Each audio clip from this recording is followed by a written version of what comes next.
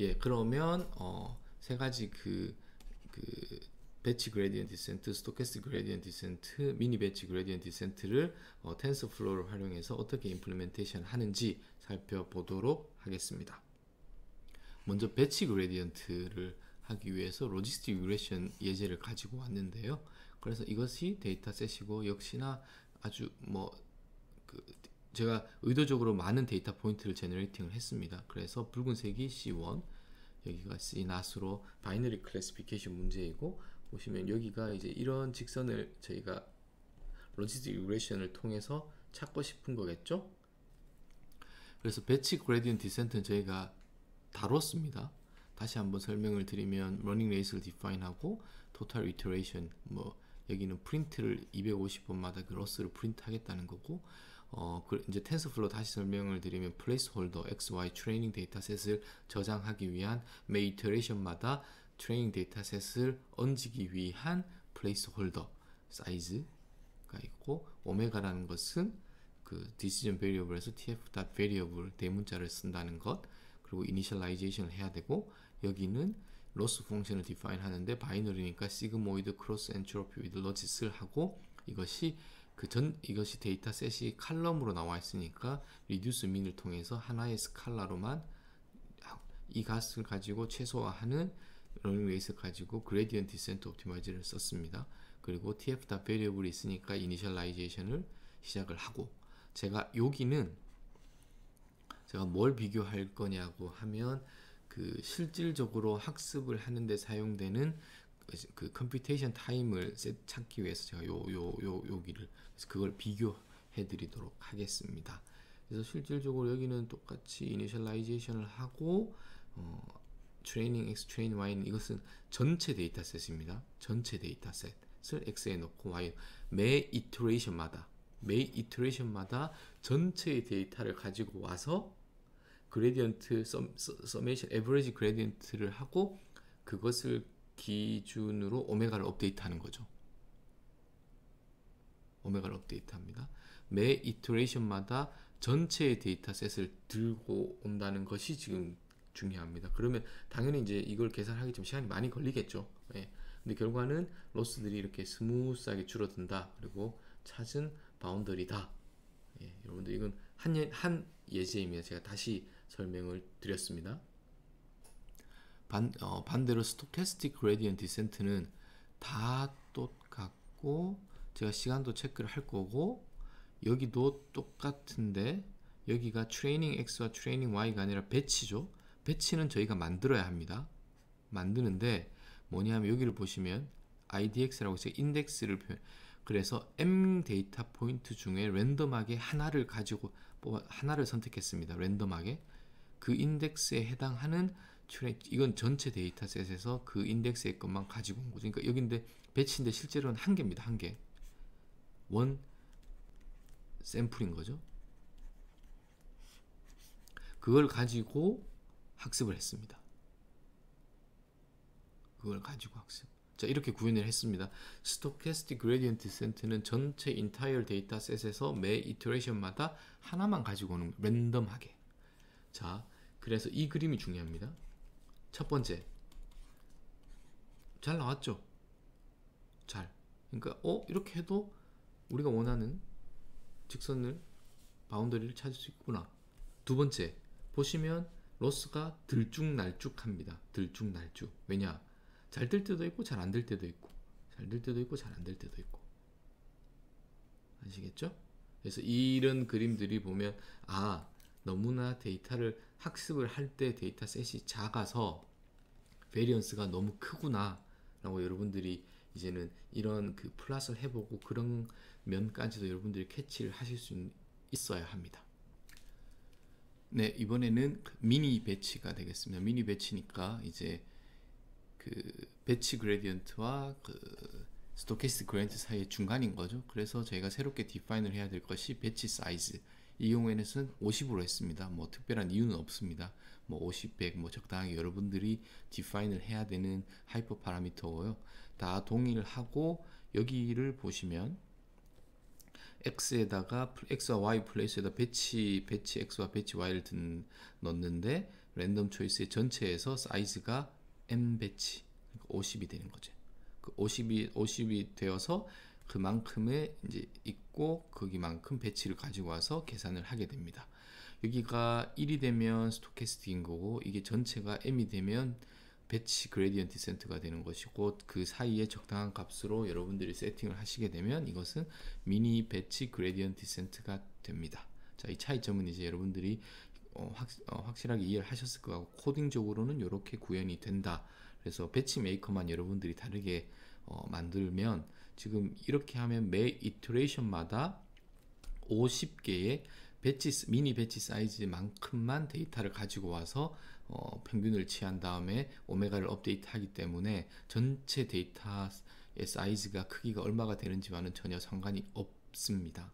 그러면서 적당히 제너럴한 스무스한 데이터도 표현을 하면서 좀 그 노이즈적인 것도 좀 들어가는, 그래서 여러분들이 이 그림을 보시면 어느 정도 잘 학습이 되었고, 더 중요한 것은 이 그림인데, 보시면 여러분들이 그 배치 그레디언트 디센트와 스토캐스틱 그레디언트 한 중간 정도, 전체적인 경향은 이렇게 줄어드는 것을 보일 수 있지만 매 이터레이션마다는 어느 정도 이렇게 노이즈가 섞여 있는, 그래서 이것이 이런 그 로스 펑션의 추이를 보면 이터레이션에 따라서 미니 배치 그레디언트를 사용을 했구나라는 것을 여러분들이 이해하실 수 이제는 이해하실 수 있을 것 같습니다.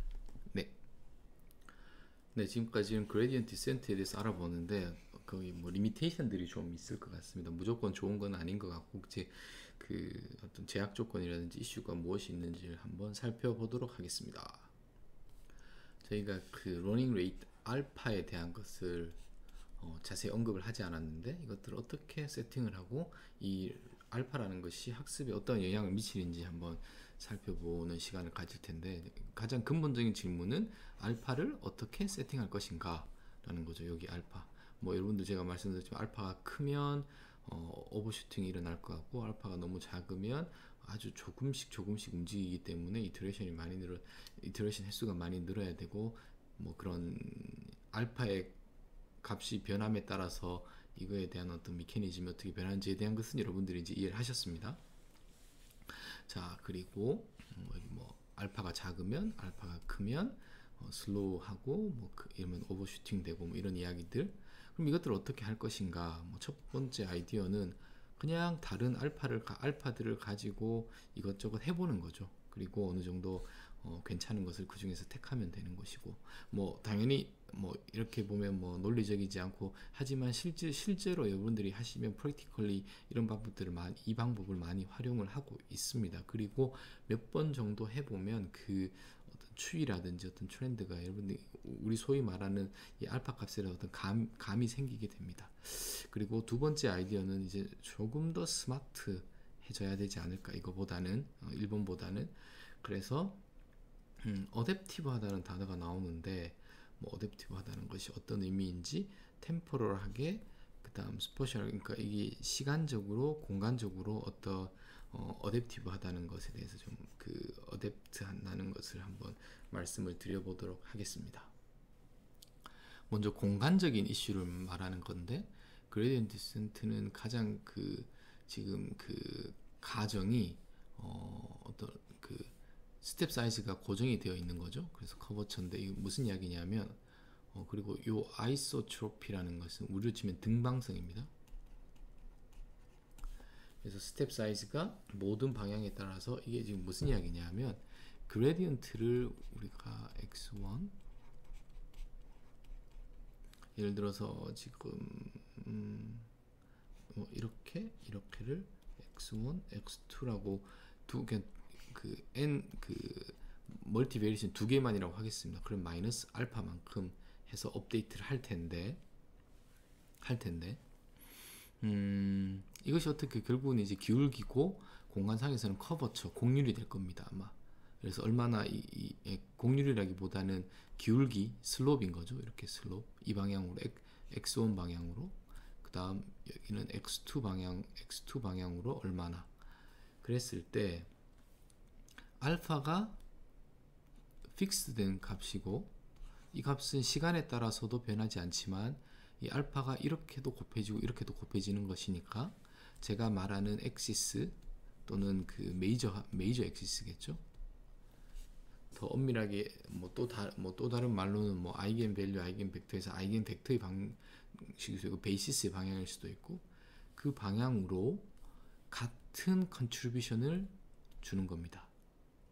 예, 이게 어떤 공간상에서의 그 리미테이션이 될 수 있다는 것을 제가 다음 슬라이드에서 보여드리도록 하겠습니다. 그래서 지금 여기서 보면 여러분들이 상상을 하셔야 될 것이 실질적으로 f of x objective function 이렇게 서피스가 이렇게 생겼으면 저희가 일반적으로 이 3차원 그림을 그리기가 아니면 뭐 n 디멘전상의 그림을 그리기 어려우니 2차원 공간상에서 이 그림처럼 해서 컨투어를 그립니다. 컨투어를. 그러면 위에서 보면 방향성이 아이소트로픽 하면 방향에 영향을 미치지 않는 거니까 거의 원처럼 그려지겠죠. 원처럼 이 컨투어들이 이렇게. 그렇지. 그 그림을 여러분들 지금 이걸 보고 계시는 겁니다. 그 이야기는 그 그레디언트를 했을 때 이 방향이기 때문에 이 x1과 x2를 했을 때 알파 값이 컨트리뷰션이 거의 같은 거죠. 예, 그래서 등방성이 있을 때는 크게 문제가 없는데 다음 슬라이드의 예시를 보도록 하겠습니다. 그래서 공간상의 모든 피처 또는 뭐 XI라고 하겠습니다. 그 베이시스 또는 축에 동일한 알파를 어사인 하기 때문에 컨투어를 위에서 봤을 때 컨투어가 이렇다는 의미는 등방성이 거의 그러니까 정확하게 원일 필요는 없고 그 등방성이면 그렇게 되면 모든 피처가 equally important 해서 이 방향의 노멀한 방향으로 갈 테니까 뭐 이렇게 해서 쭉 해서 수렴할 거다 라는 것을. 자, 그런데 이쪽을 보면 지금 이 그림은 그래도 방향성을 이렇게 제가 축을 이렇게 그리겠습니다. 지금 이거는 이 평면인고 이 위에 이 위에 이건 컨투어입니다. 예를 들어서 x1, x2라고 하면 여러분들이 x1 방향이 가파를 것 같습니까? x2 방향이 가파를 것 같습니까? 이 컨투어에서 지금 가파른 것은 이 방향입니다. 왜냐하면 등고선의 간격이 좁으니까. 이 방향으로는 가파르고, 그러니까 이 그림을 제가 좀 그리기가 그렇게 해서 지금 이런 위에서 보면 이 옆에서 보면 이런 그림에 지금 이렇게 그려진 거고 이쪽으로는 아주 가파른 거고 이 방향으로는 완만한 겁니다. 예, 그림이 좀 여러분들 이렇게 이해를 그러면 그 슬롭을 계산을 하면 이 방향으로는 옆이라서 좀 3차원적으로 이렇게 그리겠습니다. 사실 정확하게는 이거지만 이 방향으로는 그레디언트가 크겠죠. 그리고 이 방향으로는 그레디언트가 크지 않을 겁니다. 크지 않을 겁니다. 그래서 동일하게 마이너스 알파를 할 텐데 같은 러닝 레이트 또는 스텝 사이즈라고 하면 x2 컴포넌트로는 오메가가 많이 업데이트 될 테고 이 x1 디렉션으로는 오메가가 그러니까 오메가도 오메가2가 있고 오메가1이 있겠죠. 예. 무슨 이 값이 작으니까 여기도 조금 업데이트가 될 겁니다. 지금 여러분들 아시겠습니까? 그래서 그러니까 제너럴하게는 등방성일 필요가 없죠. 뭐 이런 이미의 어떤 다양한 등방성이지 않은 이런 컨투어들을 아니면 그 곡면들을 나타낼 텐데 저희가 문제는 그 피처들, 제가 뭐 피처라는 단어를 썼습니다. 이 XI들 또는 엑시스, 베이시스, 뭐 아이겐 벡터 뭐 다 좋습니다. 그 방향으로 그레디언트가 당연히 다르겠죠. 하지만 그 그레디언트에 대한 크기를 고려하지 않고 같은 러닝 레이스를 하면 오메가들이 업데이트되는 그 피처들만의 그것이 다를 것이다. 이것을 어떻게 고려할 것인가? 이제 그것이 하나의 이슈로. 예. 여러분들이 모티베이션은 충분히 이해가 이 슬라이드에서 이해가 가실 걸 이해를 하신 걸로 하겠습니다. 그래서 나이스한 경우에 이런 경우에는 예를 들어서 제가 좀 이걸 알파랑 같은 겁니다. 알파를 예를 들어 제가 또 이건 이렇게 썼는데 이 크기이고 등방성이면 이렇게 나이스하게 이렇게 가는 것을 예시로 보여드리는 거고, 만약에 이런 알파로 이렇게 가면 보시면 지금 이 방향과 이 방향이 있는데 이걸 잘 이해하셔야 되는데, 뭐 이걸 x1이라고 하겠습니다. x2. x1 방향으로는 그레디언트가 그 슬롭이 아주 작은 거죠. 그래서 x1 방향으로는 아주 조금 간 겁니다. x2 방향은 슬롭이 아주 가파르니 그 값이 큰 거죠. 예. 그래서 이 그림이 나온 겁니다. 여러분들 이걸 이해를 하셔야 됩니다.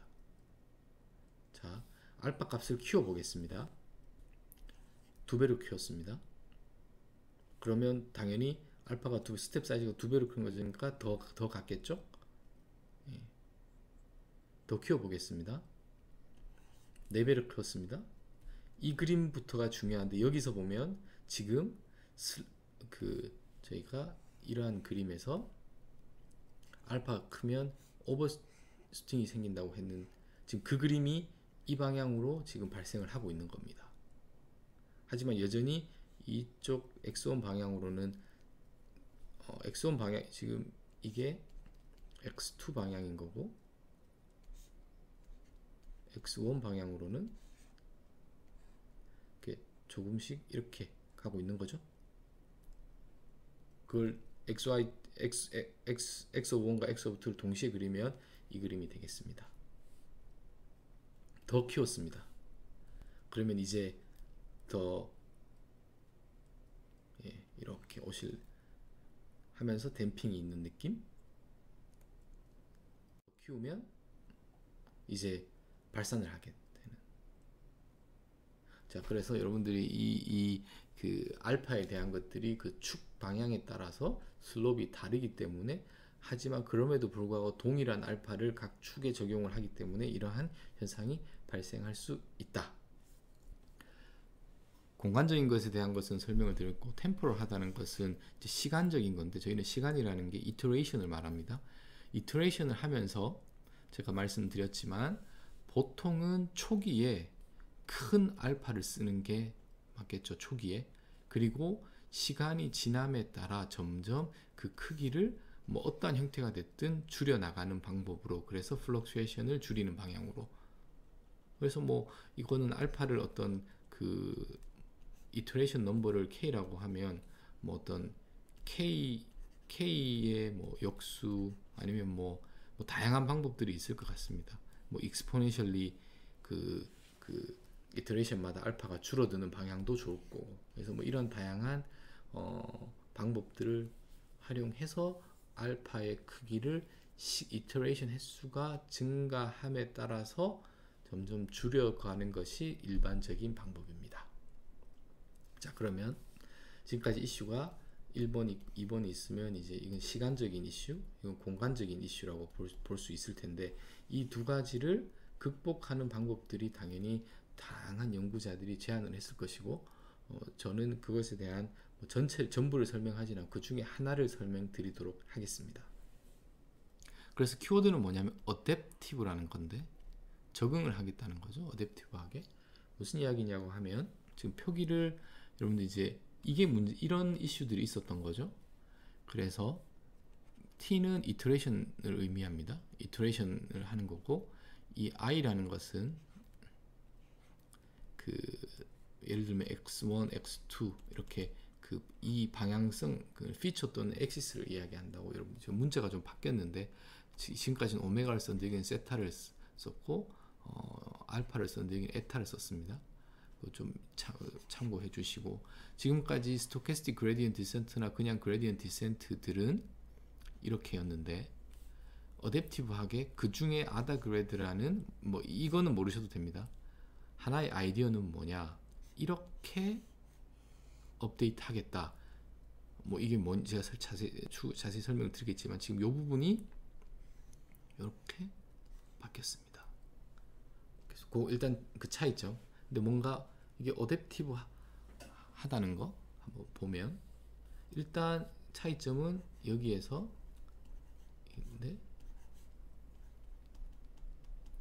A 플러스 엡실론. 일단 이건 뭔지에 대해서 먼저 설명을 드리겠습니다. 이게 그 루트 이게 분모에 있기 때문에 만약에 이 값이 아직 제가 뭔지 설명한 이게 0이면 엡실론이 0의 값을 가지면 여기가 그래서 안전장치로 일단은 작은 값을 넣어둔 겁니다.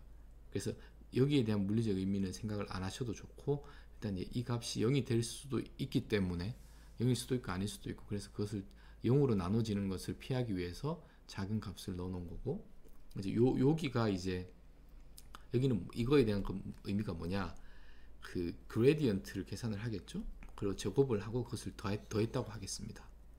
더했다고. 그러니 제곱을 한 거를 더하니 시간이 지나면서 그 값들이 계속 커지겠죠. 계속. 그렇기 때문에 그런데 제곱을 한 거에다가 루트를 씌웠으니까 어떻게 보면 그냥 그게 크기인데 그걸로 나눠주니까 시간이 지나면서 이 전체 이거를 예를 들어 프라이머리 이 값은 시간이 지나면서 점점 작아집니다. 그래서 시간에 대한 것을 뭐 이렇게 어느 정도 고려를 했고 공간에 대한 것들이 문제인데 지금 이거는 지금 그 i 번째를 이야기하는 겁니다. i 번째 엑시스. 예를 들어서 i 번째 지금 간단하게 이 방향으로 하겠습니다. x2 방향으로는 기울기가 크다고 했죠. 크다고. 그 큰 것을 제곱을 해서 계속 더하기 때문에 이 부분이 크겠죠. 큰 값으로 나누기 때문에 이 전체는 작은 값이 될 겁니다. 그래서 이 방향은 그레디언트가 크면 거기에 해당하는 알파는 작은 값을 곱하고 이 방향은 그레디언트가 작죠. 그 작은 걸 더했으니까 더한 거로 하니까 값이 그러니까 예를 들어서 이거 2번에 해당하는 것이 1번이면 여기는 그렇게 작진 않겠죠. 자, 그래서 제가 다시 정리하겠습니다. 이 방향에 해당하는 것들은 히스토리컬하게 이터레이션을 하면서 지금까지 그레디언트의 크기가 그렇게 크지 않았습니다. 그래서 예를 들어 1이 있고 2가 있는데 그럼 이게 더 크겠죠. 이 예시에서는. 왜냐하면 이 방향으로는 슬롭이 가파르니까 그레디언트 값들이 지금까지 커왔을 겁니다. 아마. 그래서 히스토리컬하게 값들이 지금까지 커지면 그 방향으로 많이 움직인다는 것으로 저희가 가정할 수 있고 그래서 거기에 해당하는 그 방향의 것들은 이렇게 되겠죠. 왜냐하면 이게 루트의 밑으로 분모로 들어오니까. 자, 그래서 공간적으로도 어느 정도 그 밸런스를 맞추는 그것을 어댑티브 러닝 레이시라고 하고 그 중에 하나가 이렇게 업데이트를 한다라고 보시면 될 것 같습니다. 그래서 그 보시면 자주 바뀌는 피처에서는 작게 업데이트를 하고 맞죠? 아주 자주 안 바뀌는 피처에서는 크게 업데이트를 하고 이 두 개가 이렇게 하면 자동으로 그 축마다 다른 그 러닝 레이스를 활용하기 때문에 그리고 그 러닝 레이스 전체는 이터레이션이 증가함에 따라서 계속 그 값이 작아지니까 시간과 공간을 어느 정도 적절히 그래서 여러분들이 그 아이디어는 얻으셨을 거라고 생각을 합니다. 그래서 다시 같은 슬라이드이긴 한데 딥러닝에서 일반적으로 좀 저희가 그 그레디언트 디센트를 좀 더 스마트하게 하는데 그것은 뭐냐 하면 아이디어는 이거였죠. 그 중에 한 예시였습니다. 어떤 스태티스틱스를 고려하는데 그 전에 있었던 히스토리컬한 추이를 보고 좀 더 스마트하게 현재 것을 업데이트한다는 것이 아이디어였습니다. 자, 그러면 우리가 뭐 다양한 연구자들이 이러한 그 어댑티브한 러닝 레이스에 대해서 연구들을 많이 고민을 많이 했고 그런 것들이 다 연구가 돼서 다양한 그 방법들이 제한이 되었고, 뭐 여기 키워드를 보면 뭐 모멘텀을 이용한다, 아다 그레드, 아다 델타, 애덤, 뭐 RMS 프롭, 뭐 이런 다양한 것들이 있습니다. 예, 이것은 좀 디테일한 내용이고, 제가 볼 때는 그 러프한 그 인사이트는 여러분들이 혹시 더 궁금하신 분들은 여기 가서 한번 읽어 보시면 될 것 같고, 더 중요한 메시지는 뭐 여러분들 보시겠지만 이런 논문들이 다 제한이 되어 있는 겁니다. 더 중요한 메시지는 이러한 것들이 텐서플로우 내에 다 인베디딩 되어 있다. 그래서 여러분들이 그냥 스토캐스틱 그레디언트 디센트를 쓰듯이 이렇게 불러서 쓰시면 됩니다. 그런데 쓰면 되는데 그냥 모르고 쓰는 것보다는 내부적으로 최소한 어느 정도의 뭐 예를 들면 아담 옵티마이저라는 것은 어떠한 특징들이 있고 이것의 장점이 뭐고 단점이 정도는 여러분들이 파악하고 계시면 뭐 딥러닝이라든지 아니면 다른 그 학습 또는 트레이닝에서 여러분들이 좀 더 내부적으로 어떻게 동작할 것이라는 것을 미리 예측을 할 수 있고, 만약에 원하는 결과가 나오지 않았을 때 디버깅하는 프로세스에서 혹시나 옵티마이제이션 프로세스에 잘못된 그 스텝이 있지 않을까 라는 것들을 여러분들이 파악을 할 수가 있는 거죠. 그래서 여러분들이 구현할 필요 없다, 다 구현되어 있다. 하지만 어느 정도 뭐 수식적으로 완벽하게 다 이해할 필요는 없지만 그 동작 기저에 대해서는 한번 여러분들이 읽어보시면 도움이 될 것 같습니다.